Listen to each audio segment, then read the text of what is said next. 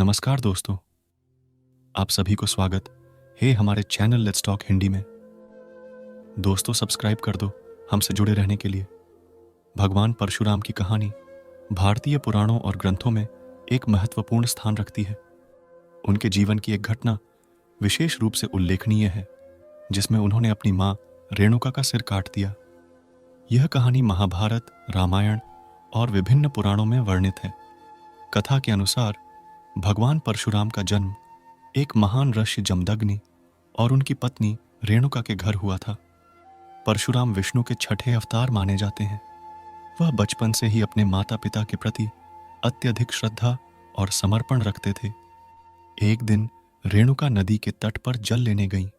वहां उन्होंने कुछ गंधर्वों, स्वर्गीय गायकों को जल क्रीड़ा करते हुए देखा और वे उन्हें देखकर मोहित हो गईं। कुछ समय तक रेणुका गंधर्वों के मोह में डूबी रही और इस कारण जल लाने में विलंब हो गया। जब वह वापस आईं तो ऋषि जमदग्नि ने उनके मन में उठे मोह का पता लगा लिया, क्योंकि वह तपस्वी और महान ऋषि थे और उनके पास दिव्य दृष्टि थी।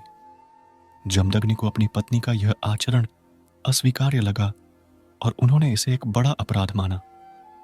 गुस्से में आकर ऋषि जमदग्नि ने अपने पुत्रों को आज्ञा दी कि वे अपनी मां का सिर काट दें। उनके चारों बड़े बेटे ने अपने पिता की इस आज्ञा का पालन करने से इनकार कर दिया, परंतु भगवान परशुराम ने पिता की आज्ञा का पालन करते हुए बिना किसी हिचकिचाहट के अपनी मां का सिर काट दिया। परशुराम ने ऐसा इसलिए किया क्योंकि वे मानते थे कि पिता की आज्ञा का पालन करना पुत्र का कर्तव्य है और वे अपने पिता के प्रति अटूट श्रद्धा रखते थे। अपनी आज्ञा का पालन होते देख ऋषि जमदग्नि ने प्रसन्न होकर परशुराम को वरदान दिया कि वे उनसे जो भी मांगेंगे उन्हें वह मिलेगा। परशुराम ने अपनी मां को पुनर्जीवित करने की मांग की। जमदग्नि ने अपनी तपस्या के बल पर रेणुका को पुनर्जीवित कर दिया और उन्होंने अपने शेष पुत्रों को भी माफ कर दिया। इस घटना के पीछे एक गहरी सीख है। यह कहानी यह दर्शाती है कि हमारे जीवन में कर्तव्य, अनुशासन और निष्ठा का कितना महत्वपूर्ण स्थान है।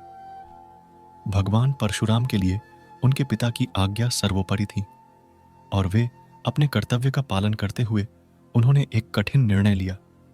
हालांकि यह निर्णय कठोर और निर्दयी प्रतीत होता है, परंतु इसे उस समय के धार्मिक और सामाजिक संदर्भ में देखा जाना चाहिए।